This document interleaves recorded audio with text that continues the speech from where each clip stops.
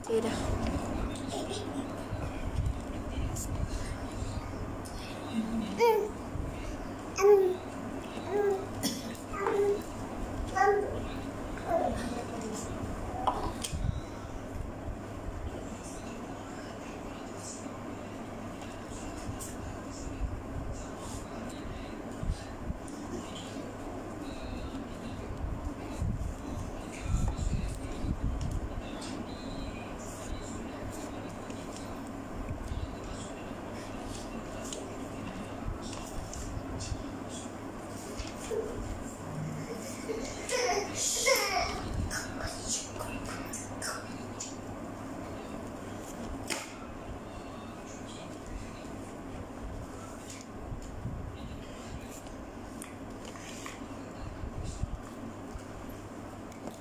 Okay, kita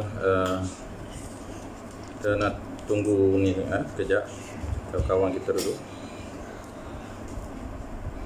Sekejap lagi kita mula.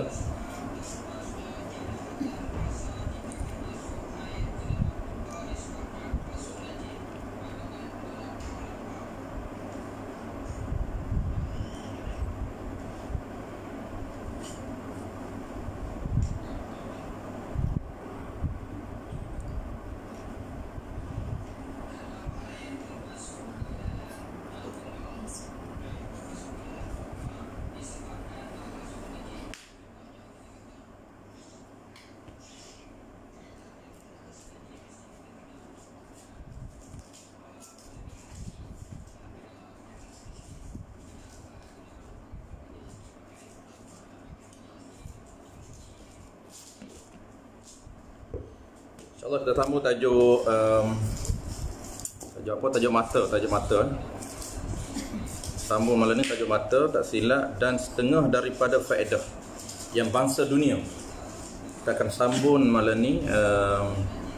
Hari tu berhentilah sekali muka surat 5. Dan setengah daripada faedahnya. Faedahnya yang mata yang bangsa dunia. Faedah bangsa akhirat kita dah lepas itu. Okay, kita tunggu kawan-kawan kita masuk dulu. Yang dah ada tu, dah ramai dah, berapa sebelah ada. Tunggu kot lagi, ada 3 orang lagi yang tak masuk lagi. Sementara kita tunggu, kita share. Mudah-mudahan ramai lagi yang akan dapat manfaat daripada sharing kita malam ni. Soal 5 tak silap. Kalau silap nanti komen Yang saya tanda ni kalau tak silap yang saya tanda, dan setengah daripada faedahnya yang bangsa dunia. Yang bangsa akhirat kita dah lepas itu, yang bangsa akhirat. Cara menjaga mata, muka surat 5.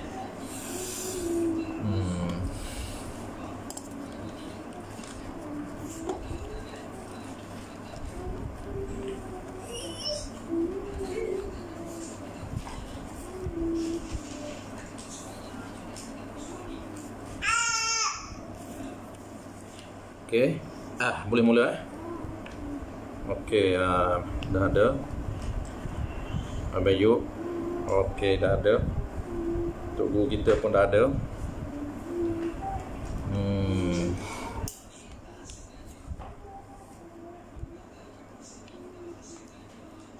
Muka surat 5 insya-Allah. Bismillahirrahmanirrahim. Alhamdulillahirabbil alamin wassalatu wassalamu ala asyrafil anbiya'i wal mursalin wa ala alihi wa ashabihi ajma'in. Allahumma 'allimna ma jahilna wa anfa'na bima 'allamtana waj'alna minal mukhlisin. Wa sallallahu ala sayyidina Muhammad wa ala alihi wa baraka wasallam. Walhamdulillahirabbil alamin. Amma ba'd. Lebih dahulu marilah sama-sama kita menyatakan setinggi-tinggi kesyukuran kehadrat Allah Subhanahu wa taala, kerana dengan limpah kurniaannya dapat sama-sama kita menyambung kuliah kita pada malam ini. Seperti biasa, setiap malam Rabu ataupun Selasa, malam Rabu minggu kedua dan minggu keempat, kita adakan kuliah kitab Penawar Bagi Hati di rumah kita ni. Dan malam ni kita akan sambung seperti biasa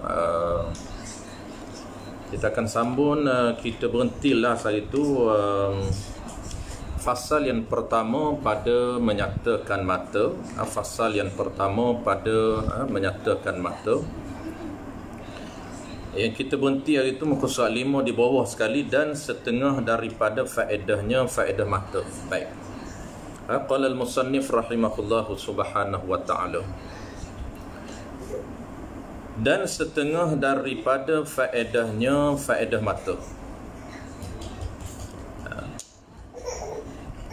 Yang sebelum daripada ni kita dah bahas ataupun dah sebut faedah mata nisbah akhirat. Ni faedah mata nisbah akhirat. Jadi malam ni kita akan sambung faedah mata nisbah dunia. Dan setengah daripada faedahnya faedah mata, dikendaki murad pada mata ini, iaitu sifat pelihat, sifat pelihat yang Allah Subhanahu wa ta'ala letakkan dalam mata kita. Bukan dikendaki secara spontan kita faham. Apabila sebut mata, maka yang kita faham secara umumnya biji mata itu orang panggil spontan yang kita faham. Tapi murad di sini yang dikendaki yang kita nak jaga ini apa dia? Sifat pelihat yang Allah berikan kepada kita. Itu. Dan setengah daripada faedahnya kegunaan. Itu faedah tu kita dah bahas di awal dulu. Yang kata faedah tu kegunaan. Kegunaan. Cuma maksud kegunaan di sini ni kita dah bahas kalau tak silap dulu. Maksud kegunaan tu murad di sini iaitu hikmah ataupun pengajaran. Hikmah ataupun rahsia ataupun pengajaran. Dikendaki faedah di sini rahsia Allah Taala yang Allah Taala buat. Allah Taala cipta mata ini, apa rahsia, apa hikmah yang bangsa dunia. Rahsia nisbah dunia. Rahsia mata Allah Ta'ala cipta untuk kita ini dari sudut dunia. Itu dipanggil faedah dengan nak kepada rahsia ataupun hikmah ataupun pengajaran. Kita dah bahas dulu, Allah Ta'ala jadi mata ni bukan sia-sia. Itu mustahil. Ada dua benda yang mustahil. Jadi faedah di sini bukan nak kepada gharad, bukan nak kepada tujuan. Jadi faedah di sini kita nak kepada rahsia ataupun hikmah ataupun pengajaran. Allah cipta mata. Bukan nak kepada faedah atau dengan makna gharad, dengan makna tujuan. Allah Ta'ala ni dia cipta suatu benda, dia bukan nak ambil tujuan. Itu kita dah bahas di awal dulu dari sudut ilmu akidah, dari sudut ilmu tauhid.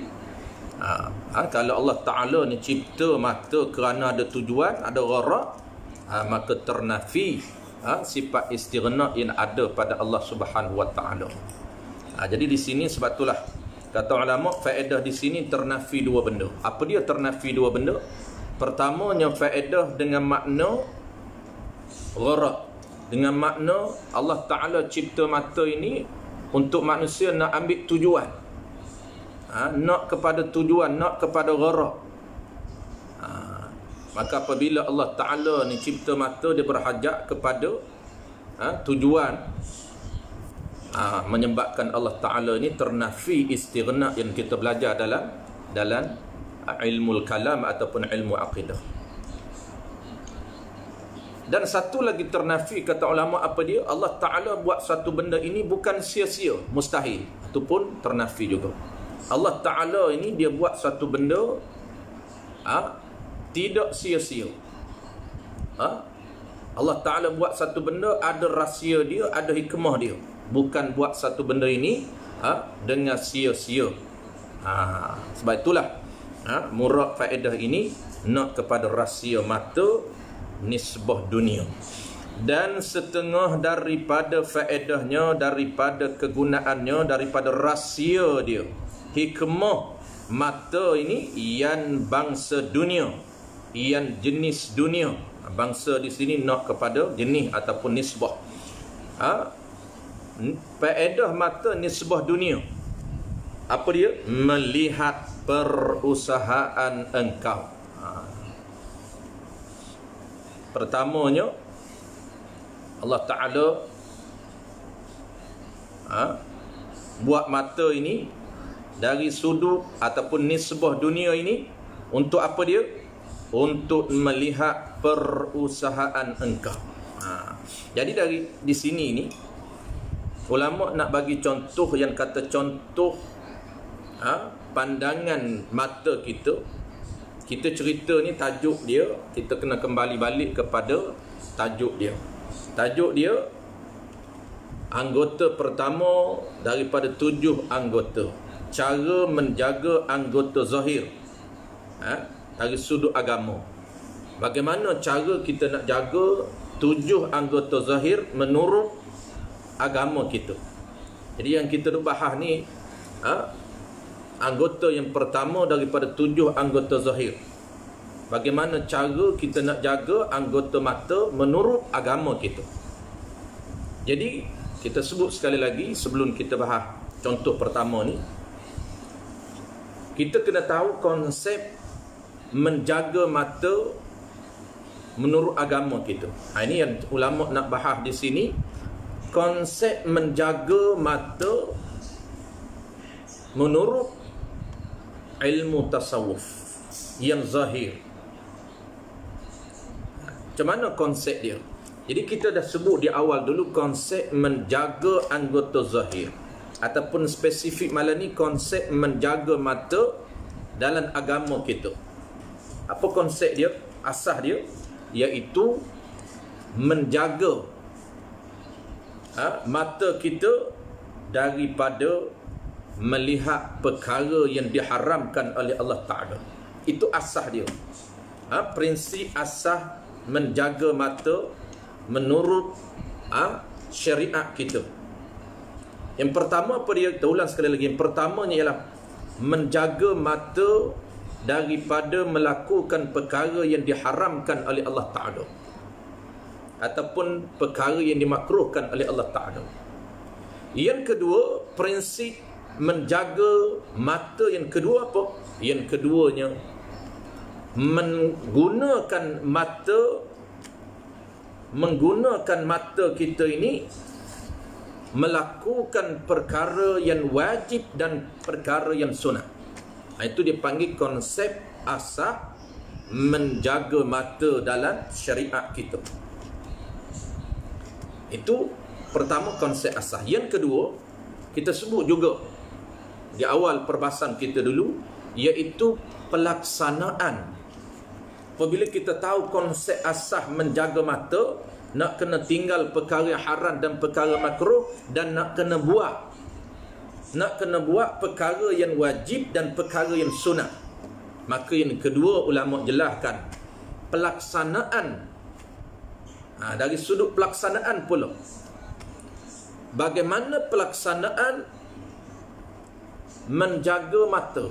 Yang kata jaga mata tu kita tahu dah, tinggal perkara haram dan makruh, buat perkara yang wajib dan sunat. Maka dari sudut pelaksanaannya macam mana, yang dijelas di bawah sekali. Pelaksanaan inilah yang paling penting, iaitu apa dia? Kita kena tahu pertamanya perkara, senarai perkara yang haram dan perkara yang makruh. Melihat, baru kita boleh tinggal, baru kita boleh jaga mata. Kalau kita tak tahu perkara yang haram lihat, perkara yang makruh lihat, maka kita tak mampu untuk jaga mata. Menyebabkan makruh pun kita lihat, haram pun kita lihat, hak wajib pun kita tinggal, hak sunat pun kita tinggal. Sebab itulah pelaksanaan menjaga mata pertamanya ulama jelas contoh di bawah ini. Senarai perkara yang haram dan perkara yang makruh. Dia bagi beberapa contoh saja. Dan yang kedua yang kita kena tahu apa dia? Senarai perkara yang wajib dan perkara yang sunat. Yang kita dah sebut di awal dulu, iaitu kena tahu mana contoh perkara yang sunat menggunakan mata, Kita tengok dapat pahala, kita tengok dapat pahala. Itu dia panggil perkara-perkara yang kita lihat dapat pahala. Sama ada pahala tu pahala wajib ataupun pahala tu pahala sunat. Kedua-dua ni apabila kita tahu, barulah kita boleh melaksanakan, ataupun kita boleh, bahasa mudah, kita boleh menjaga mata menurut syariat kita. Kita jaga mata dengan erti kata jangan buat benda haram, jangan buat benda makruh. Kita tahu perkara haram, kita tahu perkara makruh nak tinggal, dan dalam masa yang sama kita menggunakan mata kita untuk memandang perkara yang dapat pahala, sama ada pahala tu wajib ataupun pahala tu sunat. Itu dinamakan menjaga mata menurut agama kita. Baik, maka kita nak tahu ulama kita nak sebut kegunaan mata kita ini untuk dunia ataupun nisbah dunia. Apabila kita sebut nisbah dunia, umumnya kita dah bahas dulu apa makna nisbah akhirat, apa makna nisbah dunia. Nisbah dunia ni perkara yang tidak ada pahala di akhirat, walaupun rupa dia rupa akhirat. Kita dah sebut di awal dulu, kita bahas apa makna nisbah akhirat, apa makna perbuatan akhirat, apa makna pekerjaan itu pekerjaan akhirat, dan apa makna perbuatan itu perbuatan dunia. Kita ulang sekali lagi, yang kata perbuatan akhirat itu pekerjaan yang dijanjikan pahala oleh Allah Ta'ala di akhirat kelak, walaupun di atas rupa dunia, tetapi ada pahala di akhirat kelak. Nampak rupa dunia bukan rupa agama, bukan rupa akhirat, tetapi dia boleh jadi akhirat. Begitu juga makna dunia di sebaliknya. Makna dunia ni apa dia? Makna dunia ini perkara yang tidak ada pahala di akhirat, walaupun rupa agama. Walaupun rupa agama. Kita tengok dia baca Quran, Quran itu sebahagian daripada ibadat. Kita tengok dia solat sunat, kita tengok dia belajar agama, kita tengok dia mengaji pula fardu ain, menadah kitab fardu ain, bukan fardu kifayah. Pahalanya besar daripada fardu kifayah. Rupa itu rupa akhirat.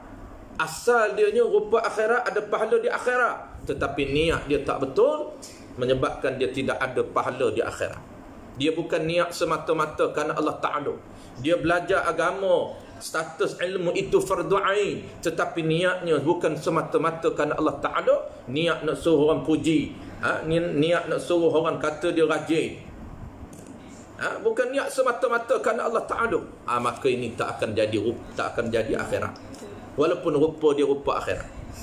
Dia semayan nak tunjuk kepada orang, semayan riak, riak ibadat yang riak, maka tidak ada pahala di sisi Allah Ta'ala, walaupun rupa itu rupa akhirat. Itu maksud dunia. Maka di sini dia nak bagi contoh ni umum, perkara yang mubah tanpa dikaitkan dengan aridi. Mana contoh dia? Umum dulu, tanpa memandang dari sudut niat. Apabila dia pandang dari sudut niat, perkara mubah itu bertukar jadi ibadat. Ini contoh yang kata amalan ini menggunakan mata untuk memandang perkara dunia secara umum, secara mubah, tanpa dikaitkan dengan aridi, tanpa dikaitkan dengan perkara ataupun niat kerana ibadat. Tu mana contoh secara umum. Dan setengah daripada faedahnya, faedah mata yang bangsa dunia, nisbah dunia, mana dia? Pertama, melihat perusahaan engkau. Perusahaan. Jadi melihat perusahaan engkau. Ini secara umum, tanpa kait, tanpa niat, tanpa memandang dari sudut aridi, dari sudut niat. Apabila kita pandang dari sudut niat, dia bertukar. Perkara mubah itu dia boleh jadi ibadat. Perkara mubah itu dia jadi kebajikan. Perkara mubah itu dia jadi pahala, walaupun rupa dunia, tetapi dia boleh jadi akhirat. Ini kita panggil, kita sebut di awal kuliah dulu, makna akhirat, perkara, amalan, pekerjaan, tiap-tiap pekerjaan yang ada pahala, dijanjikan pahala oleh Allah Ta'ala, walaupun di atas rupa dunia. Ni dia nak cerita rupa dunia, tanpa ada kait, tanpa ada niat. Mana dia? Melihat perusahaan engkau. Asal perusahaan ni dia panggil pertukangan. As-sina'ah. Tapi murad di sini yang dikenaki di sini apa dia? Tiap-tiap pekerjaan sendiri. Ini contoh pertama. Pekerjaan sendiri. Mana pekerjaan sendiri ni? Kerja sendiri, bukan kerja makan gaji dengan orang dak. Kerja sendiri. Mana? Contoh dia. Contoh dianya as-sina'ah, pertukangan. Pertanian dan perniagaan. Tu disebut di dalam kitab I'anatul Talibin jilid yang ketiga, membahaskan dalam tajuk muamalah ataupun dalam bab jual beli, kitab baik. Dalam kitab jual beli ada disebut hadis ini. Nabi menyatakan apabila sahabat tanya Nabi, su'ilan Nabi sallallahu alaihi wasallam, ayyul kasbi atyab. Sahabat tanya Nabi. Ini keluar istina'ah, ni perusahaan ini diambil daripada hadis Nabi. Antara hadis Nabi dibahaskan dalam kitab jual beli, disebut di dalam hasyiah I'anatul Talibin bagi Syekh Bakri Syata. Sahabat tanya Nabi, ayyul kasbi atyab, kerja apa yang paling baik? Lalu kata Nabi, faqala amalur rajuli biyadihi.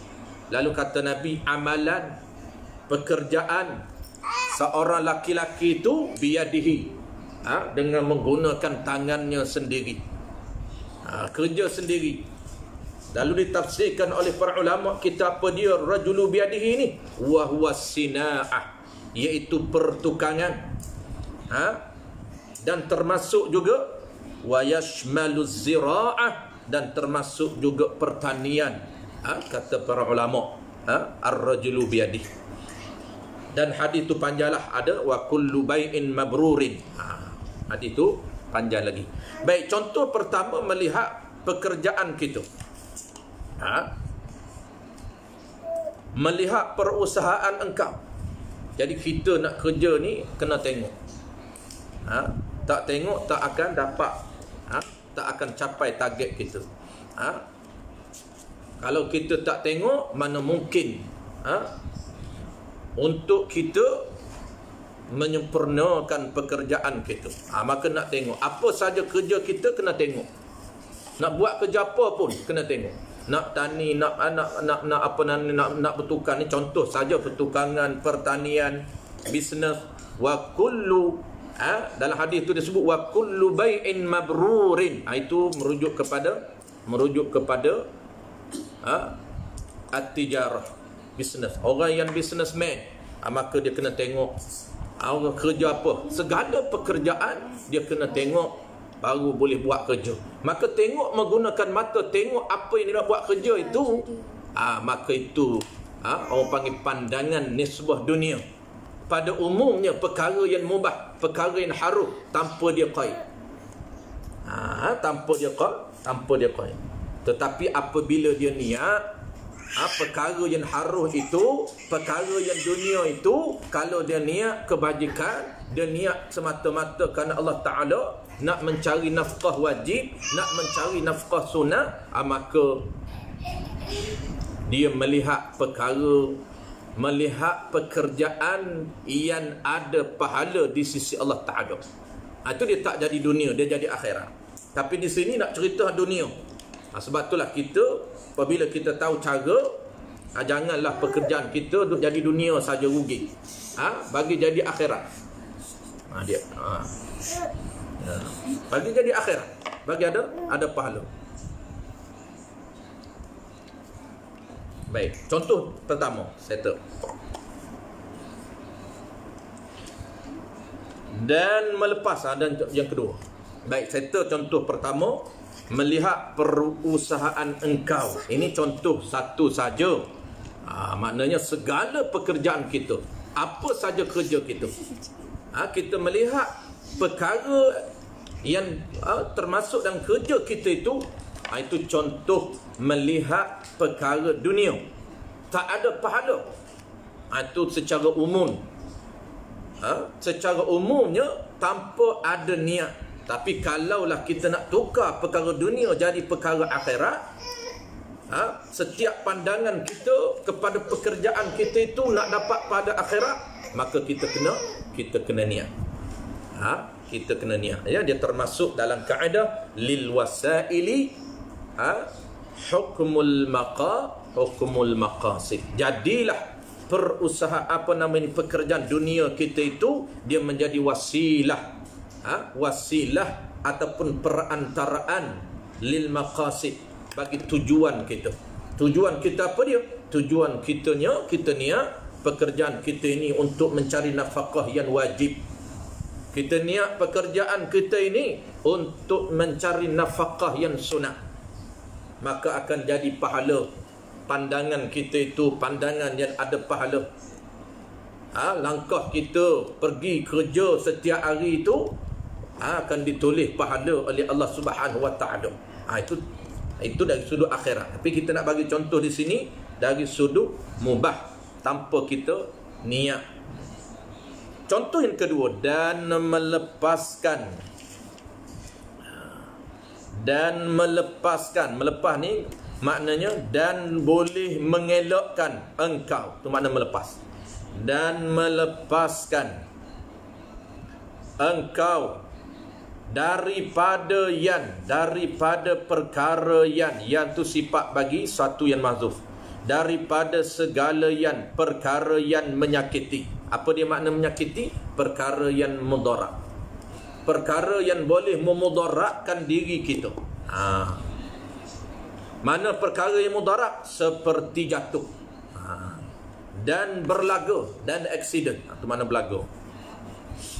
Dan melepaskan, mana dan melepas ni, dan faedah mata. Nak cerita faedah mata, contoh yang kedua.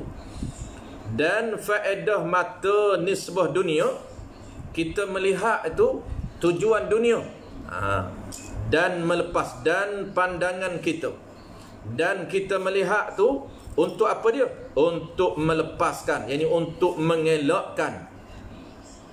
Mengelakkan engkau daripada segala perkara yang menyakiti, segala perkara yang boleh memudaratkan diri kita. Kenapa kita pandang ni? Kenapa kita tengok guna mata kita? Untuk mengelakkan perkara yang boleh memudaratkan diri kita. Tu. Mana contoh? Kita melihat dapat mengelakkan daripada mudarat. Mana contoh? Seperti jatuh. Kalau kita tak tengok jalan, boleh jatuh. Kalau berjalan tak tengok, boleh berlaga. Boleh aksiden. Tu makna berlaga bahasa Kelantan. Dan berlaga, dan aksiden. Jatuh. Kalau tak tengok, boleh jatuh pagi. Jalan kena tengok. Jalan kena tengok. Kenapa? Nak mengelakkan daripada boleh jatuh. Tu dia panggil jaga. Tu dia panggil melepas. Melepas ni mengelak ataupun jaga. Mengelakkan ataupun jaga. Jaga. Jadi melepas di sini ni, yang kata jaga di sini ni, nak jaga apa dia? Ni ulama setengah. Setengah ulama, setengah tok guru kita dia syarah lagi. Setengah tok guru kita dia syarah lagi yang kata nak jaga ni, nak kena tengok jaga daripada jatuh ataupun berlaga.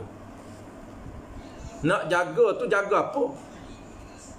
Sedangkan jatuh dan berlaga ni dia panggil af'al ataupun perbuatan Allah yang Allah dah tentu dia azali lagi. Kalau kita nak jatuh, kalau kita nak berlaga. Mana aksiden. Perbuatan ini perbuatan yang Allah Ta'ala dah tentu dia azali lagi.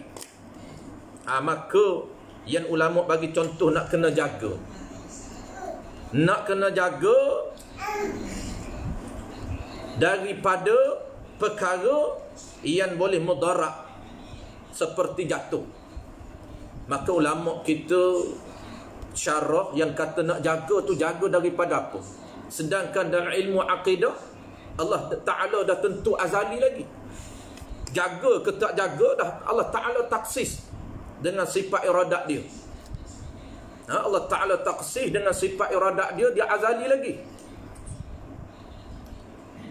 Jaga, kata jaga sama.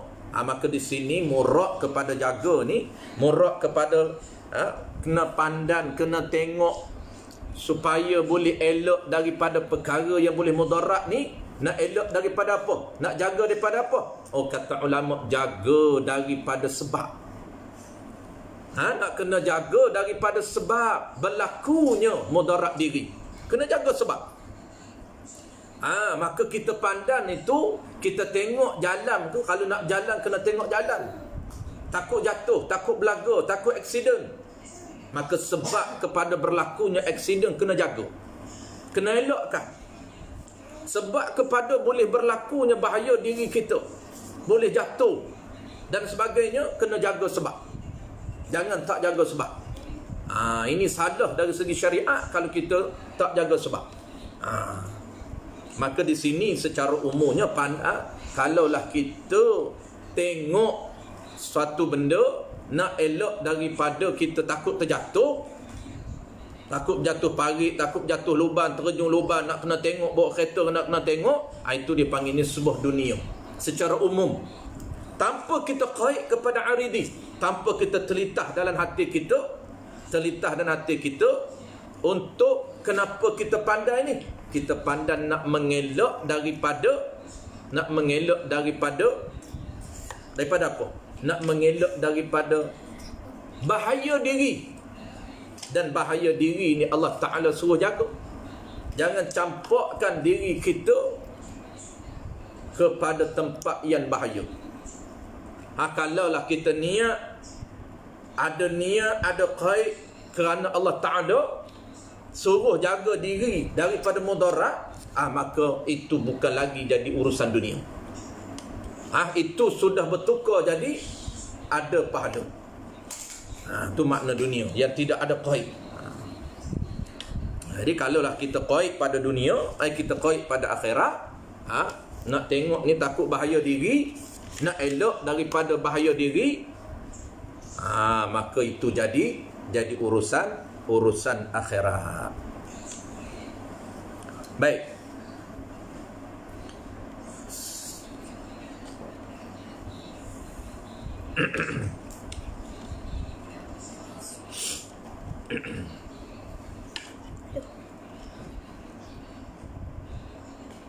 Habis.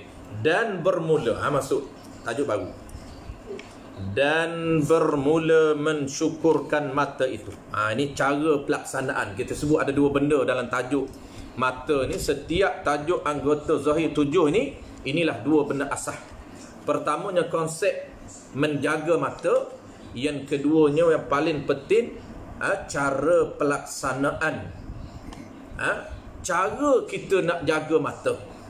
Maka cara kita nak jaga mata itulah kita kena tahu perkara-perkara yang sunat, perkara-perkara yang wajib, perkara yang haram dan makruh menggunakan mata kita.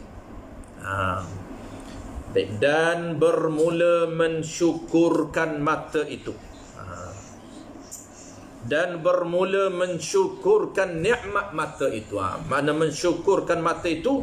Mensyukurkan nikmat mata. Bagaimana cara nak bersyukur dengan nikmat mata?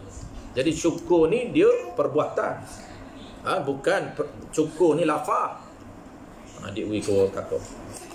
Bukan syukur ni, bukan ucapan alhamdulillah. Tapi bersyukur ini dia kena kepada perbuatan. Kita dah sebut di awal dulu, yang kata makna syukur tu apa dia? Menggunakan nikmat yang Allah Ta'ala beri ini mengikut kehendak, mengikut perintah Allah Ta'ala. Menggunakan mata ini mengikut perintah Allah Ta'ala. Perintah sunat kita buat, perintah wajib kita buat, perintah larangan kita tinggal. Tu orang panggil orang yang bersyukur dengan mata. Cabut tu cabut. Masa balik. Tak dengar? Cabut. Waya apa? Dia punya tu.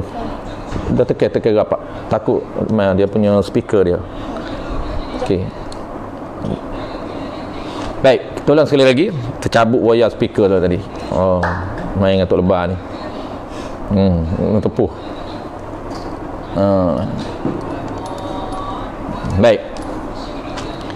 Jadi makna bersyukur ni, menggunakan makna bersyukur dengan mata ni, menggunakan nikmat mata mengikut perintah Allah Ta'ala. Sama ada perintah tu perintah suruh, suruhan itu pula, sama ada suruhan itu wajib ataupun suruhan sunat. Hak wajib pandan, kita pandan. Hak wajib, hak sunat tengok, kita tengok, dapat pahala.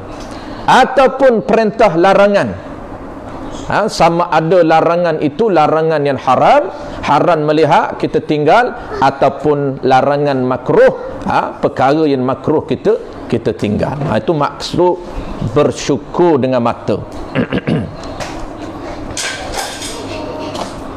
Dan bermula mensyukurkan nikmat mata itu, mana dia? Memelihara daripadanya. Jadi kalau ikut dalam kitab ni, dia tulis memelihara daripadanya. Ada setengah tok guru kata dia memeliharanya daripada. Jadi bertukar, nya itu kembali buh memelihara. Memeliharanya mata daripada tiap-tiap melihat yang haram. Ini cara bersyukur dengan menggunakan mata. Pertama, cara bersyukur dengan menggunakan mata ni, yang pertama apa dia? Memelihara, jaga mata kita jangan memandang tiap-tiap perkara yang haram. Kalau benda tu haram, kita jangan tengok. Kena pantan melihat perkara haram. Bukan pantan dengan makna jangan melihat benda haram. Itu pertama. Seperti ni dia bagi contoh. Benda makruh dia tak bagi dalam kitab kita ni, dia kitab yang kecil saja. Dia hanya bagi contoh perkara haram. Jadi malam ni kita habiskan contoh perkara haram ini, kemudian ayat-ayat Quran kita akan sambung lain kali. Dia ada dalil, ada 3 dalil mengemukakan dalil yang haram melihat perkara-perkara yang diharamkan oleh Allah Ta'ala lihat. Ada 3 dalil, 1 ayat Quran dan 2 hadis Nabi sallallahu alaihi wasallam. Baik, ini cara kita nak menjaga mata. Kita dah sebut awal tadi, jaga mata ini kena meninggalkan perkara yang diharamkan oleh Allah Ta'ala dan perkara yang dimakruhkan oleh Allah Ta'ala. Maka kita nak tahu ni senarai perkara yang diharamkan oleh Allah Ta'ala supaya kita boleh tahan mata kita jangan pandang. Apabila kita ketika mana kita nak pandang benda haram, kita tahan dengan niat semata-mata kerana Allah Ta'ala. Walaupun hati kita nak tengok sangat, hati kita ni nafsu kita duk kacau, syaitan kita duk injek dalam hati kita supaya kita tengok, kita pandang, maka kita tahan jangan memandang, dan hati kita telitah, aku ni tak memandang kerana Allah Ta'ala, kerana perintah haram di sisi Allah Ta'ala, barulah kita dapat pahala. Pahala apa? Pahala meninggalkan perkara yang diharamkan oleh Allah Ta'ala melihat. Itu dia panggil amalan kita.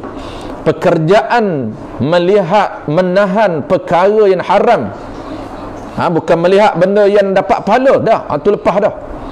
Ni nak cerita ni, kita tahan jangan pandang perkara haram, dapat pahala. Dia panggil pahala tak memandang perkara yang diharamkan oleh Allah Ta'ala. Bukan dapat pahala melalui pandangan yang sunat dan wajib, bukan. Ini nak cerita contoh yang kedua. Cara untuk kita dapat pahala melalui cara apa? Cara kita tak melihat perkara yang haram. Mana contoh perkara haram? Yang pertama, seperti melihat perempuan yang lain daripada isterinya. Melihat perkara yang lain daripada isterinya dan sahayanya, dan melihat perempuan yang lain daripada sahayanya. Dan yang ketiga, dan melihat perempuan yang lain daripada mahramnya. Tu. Jadi contoh pertama ni dia kata contoh haram ini, mana haram dia? Melihat perempuan yang lain daripada 3 kategori ini. Adapun yang tak haramnya, melihat 3 kategori ataupun 3 jenis perempuan ni tak haram kita lihat.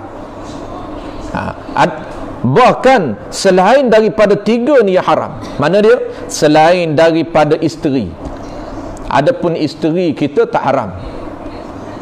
Jadi tak ramailah benda hak haram ni, orang yang haram dilihat lagi ramai daripada orang yang tak haram lihat. Orang yang tak haram lihat ada 3 saja. Mana? Pertamanya lah isteri, tak haram dia lihat. Yang kedua, sahaya, hamba. Hamba tak haram dia lihat. Dan ketiga yang tak haram dilihat ialah mahram. Mahram yang ada berapa?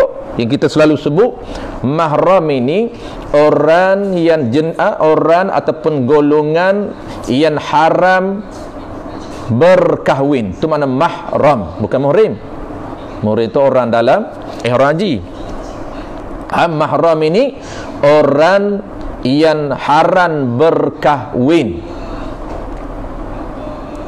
Jadi 3 jenis golongan ini sahaja yang tak haram kita lihat. Mana dia 3 ni? Pertama, kita mula dulu dengan orang yang perempuan yang haram berkahwin dengan kita. Perempuan yang haram berkahwin dengan kita ni, dia ada 18 jenis orang sahaja. 18 jenis kategori. Yang ni boleh dilihat dalam kitab Munakahat yang kita baca di surah Husna. Kita baca kitab Munakahat, masih lagi duk bincang 18 jenis orang yang haram berkahwin. Orang yang haram berkahwin ni dia panggil haram mu'abbad. Secara umumnya orang yang haram berkahwin ada 2. Pertama, orang yang haram berkahwin selama-lamanya. Ini ada 18. Dia panggil haram mu'abbad, haram selama-lama. Inilah haram yang tak haram kita melihat. Tak haram kita melihat mereka. 18 jenis. Mana dia? 7 dengan sebab keturunan, 7 dengan sebab susuan, dan 4 dengan sebab berambil-ambilan. Adapun bilangan 1, 2 sampai 18 itu boleh dilihat dalam kitab Luqtatus Sughra, yang kita baca di surah Husna Prashim 9. 18 jenis. Jadi 18 jenis orang haram berkahwin selama-lama. Ada kategori haram muaqqat, haram sementara, itu pun banyak. Haram sementara itu tak masuk. Haram sementara hanya haram kahwin saja, tetapi aurah dia haram memandang. Tetapi 18 jenis ini aurah mereka hanya setakat pusat dengan kepala lutut saja. 18 jenis. Makna kesimpulan dia seperti melihat perempuan yang lain daripada 3. Mana dia? 18 jenis orang yang haram berkahwin, yang keduanya sahaya, yang ketiganya isteri. Itu saja. Baik, dan seperti contoh kedua. Contoh pertama, melihat perempuan selain daripada 3 jenis tadi. Contoh yang kedua, dan seperti melihat akan yang muda belia. Dan melihat, ini kita duk bincang melihat, dia tak sebutlah sentuh. Tu kena faham sendirilah. Di sini kita fokus bab melihat saja. Adapun 2 lagi dia tak sebut, kerana 2 lagi berada dalam kitab Munakahat. Apa dia? Haram melihat, haram sentuh, dan sentuh yang ketiganya sentuh yang membatalkan wuduk. Ni. Dan seperti melihat.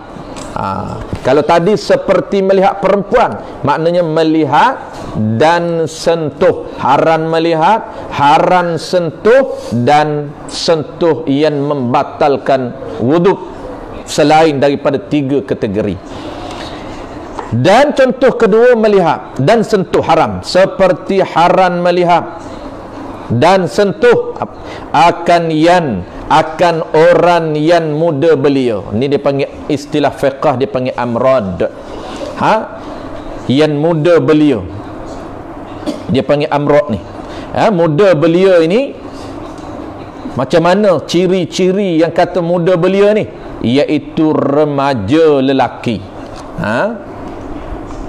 Lelaki dia ada khilaf lah di sini. Yang pertama yang kata haram sentuh amrad ni apa dia? Amrad ni ciri-ciri amrad. Yang pertamanya dia ni lelaki. Ciri yang keduanya dia handsome. Lelaki yang handsome. Ciri yang ketiganya, ada ulama kata yang belum balik. Tapi ni khilaf di sini. Kita bagi kedua-dua pandangan. Ciri yang ketiga ulama kata belum balik. Dan ada setengah pandangan mengatakan dah balik tapi belum berusia 30 tahun. Ada setengah pandangan mengatakan balik dah tetapi lingkungan belum berusia, tak sampai lagi 30 tahun. Tu ada pandangan begitu. Jadi khilaf di sini. Ciri yang ketiga. Ciri yang keempat apa dia? Ciri yang keempatnya dia ini, selain daripada lelaki, selain daripada dah balik, ada yang kata belum balik, selain daripada handsome, dia kacak, dan ciri yang terakhirnya amrad yang haram kita lihat ini, aurah dia haram lihat. Apa dia? Dia ni belum tumbuh bulu. Apa dia bulu tu? Belum tumbuh janggut lagi. Tu setengah ulama kata dia ni tak balik lagi. Setengah ulama kata dah balik dah tapi umur dia tak sampai 30. Tapi jenis tak naik bulu. Misai tak ada, janggut tak ada. Ulama kata maksud bulu ni janggut. Walaupun misai ada tapi janggut tak ada. Tapi dia ni pula handsome. Tengok orang lelaki, tengok dia teringin. Ni geng apa hari ni dia panggil? Geng jambu hari ni. Jenis jambu ni. Ni jambu bahaya, tak boleh tengok dia. Bukan pondan. Ni bukan cerita hak pondan ni. Laki dia tak pondan. Cuma dia ni lain sikit. Tengok pun haram juga. Tu dia panggil amrad di dalam kitab fiqh. Tengok haram, sentuh pun tak boleh. Dia karen lain. Dia lain macam kita tengok dia. Tengok dia pun lain macam. Dan seperti yang ketiga, contoh ketiga, haram menggunakan mata kita. Haram melihat. Kita duk bincang perkara yang haram lihat yang ketiga contoh. Kenapa nak kena tahu senarai perkara yang haram? Supaya kita boleh tinggalkan perkara haram. Dan ketika kita nak tinggal itu, kena qaid, kena ada niat kerana Allah Ta'ala, baru dapat pahala. Kenapa dia tak tengok perempuan yang haram berkahwin, perempuan yang halal berkahwin dengan dia? Walaupun teringin nak tengok, nak tahu cantik ke tidak perempuan tu, nak tahu siapa dia, dia tak tengok. Kenapa? Semata-mata kerana Allah, baru dapat pahala. Dia panggil pahala meninggalkan melihat perkara yang haram.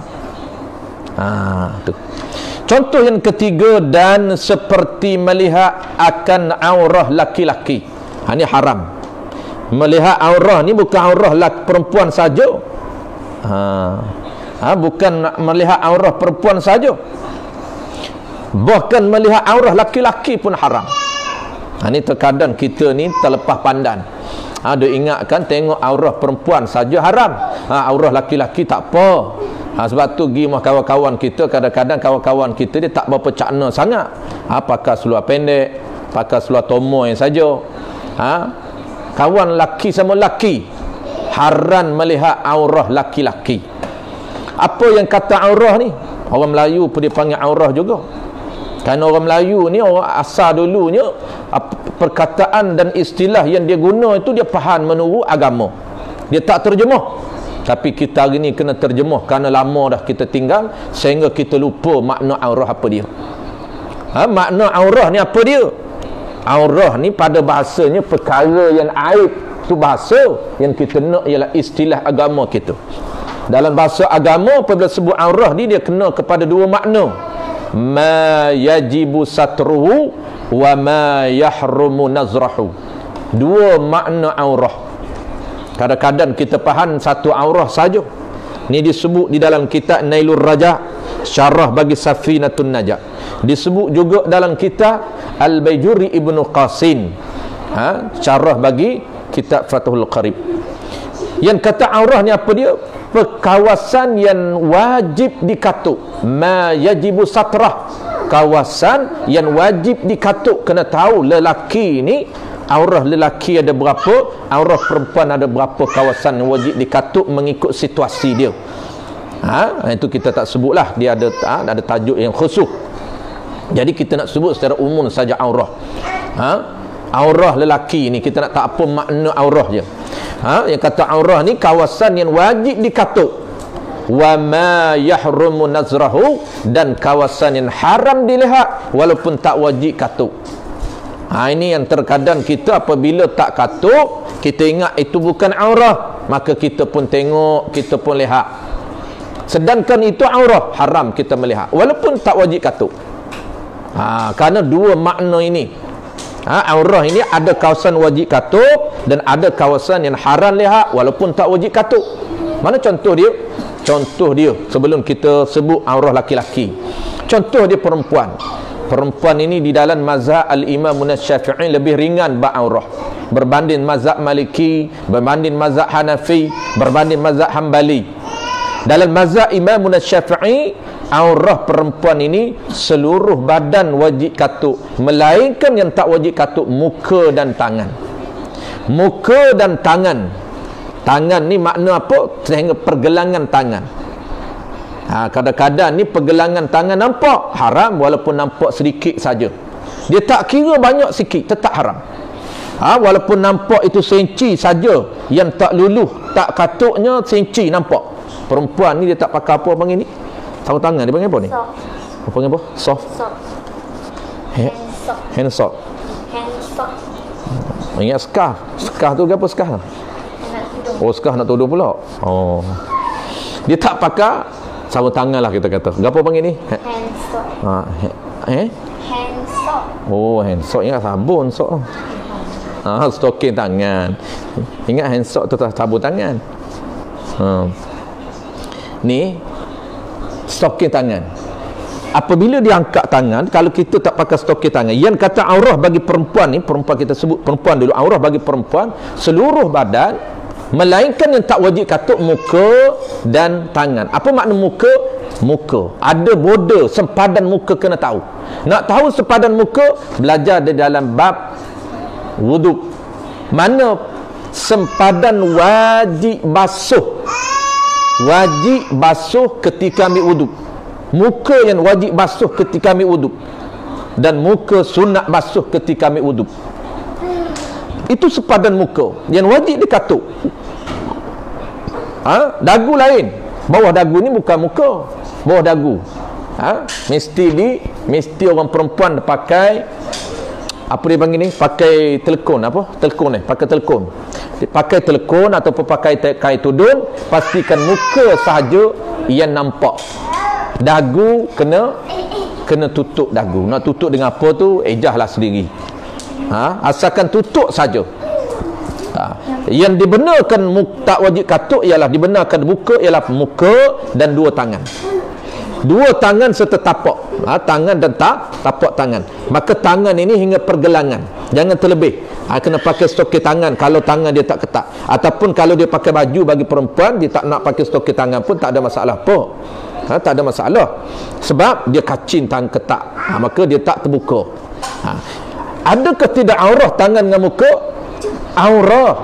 Cuma dia tak wajib katuk. Aurah pada makna apa? Aurah pada makna wa ma yahrumu nazrah.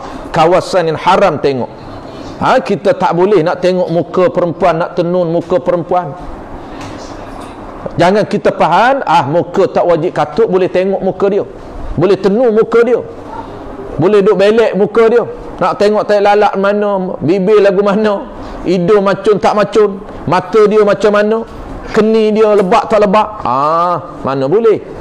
Tak boleh nak tilik muka dia, kerana muka dia aurah pada makna yang kedua, iaitu haram melihat. Itu contoh bagi perempuan. Baik, contoh lelaki, kita masuk contoh yang ketiga, contoh lelaki. Dan seperti melihat akan aurah laki-laki, dan haram melihat akan aurah laki-laki. Maka aurah laki-laki ni dia ringan sedikit daripada perempuan. Dia ringan sedikit daripada perempuan. Laki-laki macam mana? Laki-laki ni dia ikut situasi dia. Laki-laki aurah dia bermula daripada pusat hingga lutut. Pusat hingga lutut. Itu laki-laki. Jadi badan dia ini tak wajib katuk.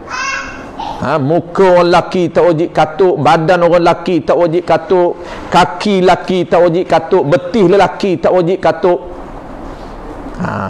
Yang wajib katuknya pusat hingga lutut. Maka secara detail dalam kitab fiqh bahas, adakah pusat termasuk aurah dan adakah lutut termasuk aurah. Kita dah bahas ni panjang lebar dalam kitab fiqh.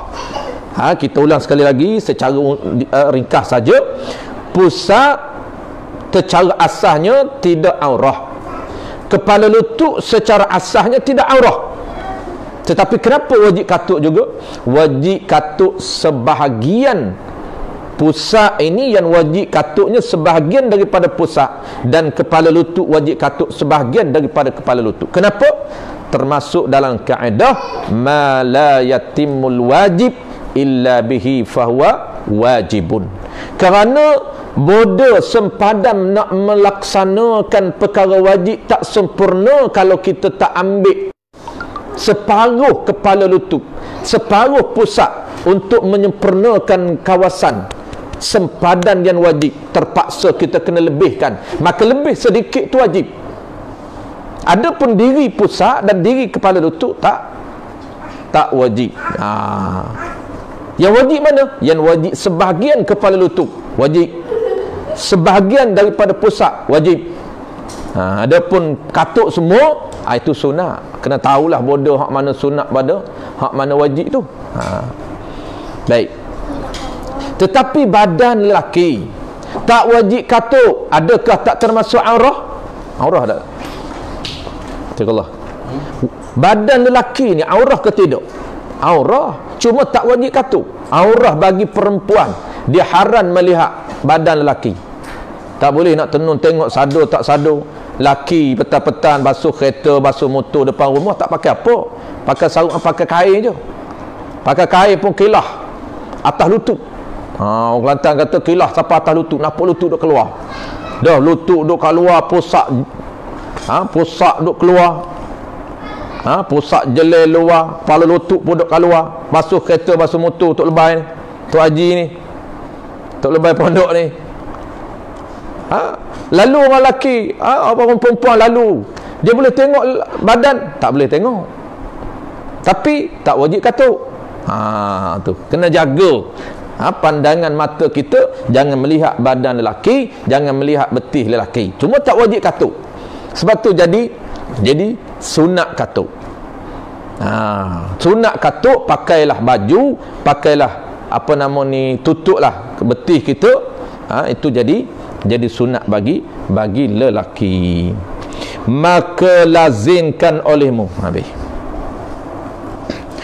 maka lazimkan olehmu akan memelihara, yang menjaga mata engkau.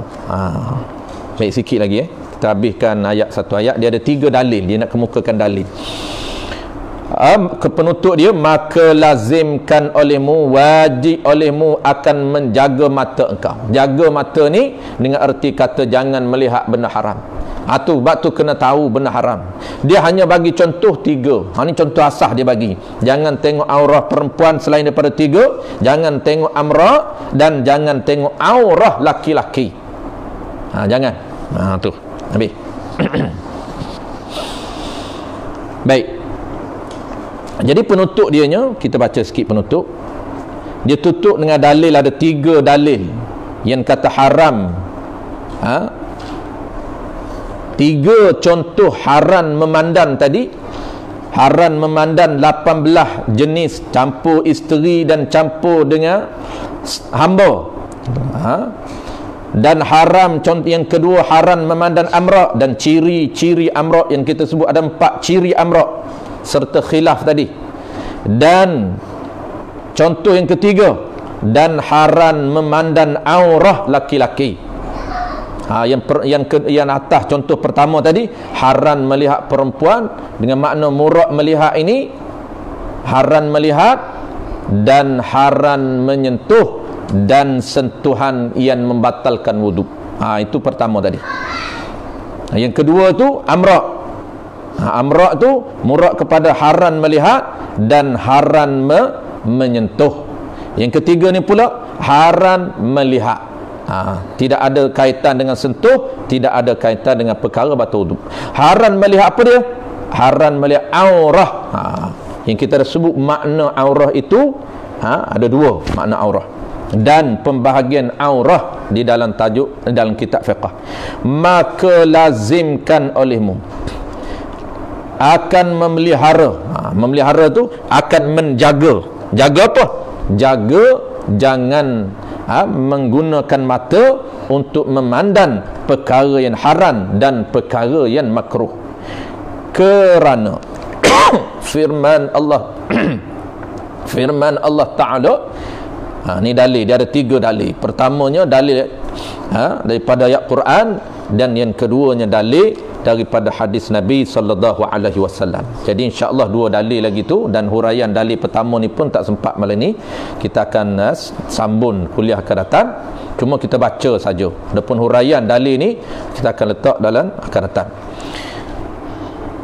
Qul lil mu'minina yaghuddu min absarihim wa yahfazu furujahum dzalika azka lahum innallaha khabirum bima yasnaun. Dalam surah An-Nur Raqam 30. Artinya, bersabda olehmu hai Rasulullah, qul, katakanlah wahai Rasulullah, kata-kata tu bagi sekalian yang beriman, pejamkan oleh kamu akan mata kamu. Pejamkan oleh kamu akan mata kamu. Pejam di sini maknanya tahan. Tahan mata kamu, jangan melihat perkara yang haram.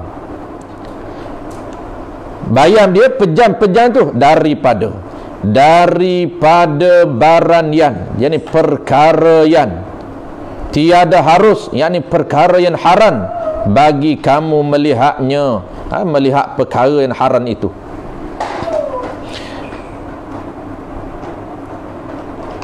Nescaya memejan oleh mereka itu.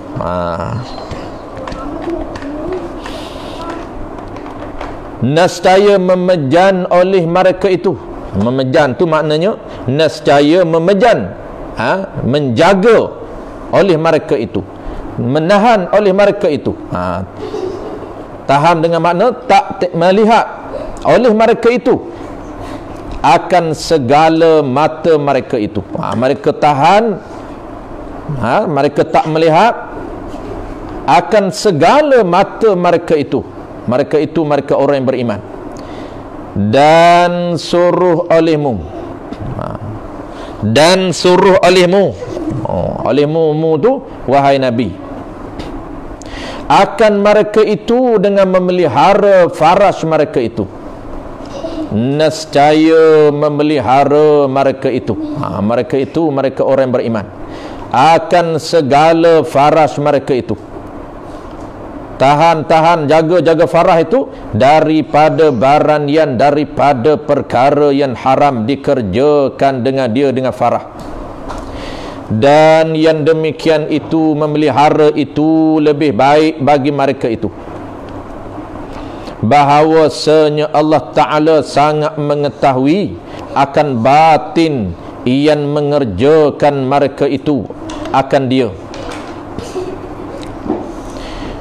semacam dengan zahirnya. Allah Ta'ala tahu perkara ataupun batin yang mengerjakan mereka itu tu semacam dengan zahir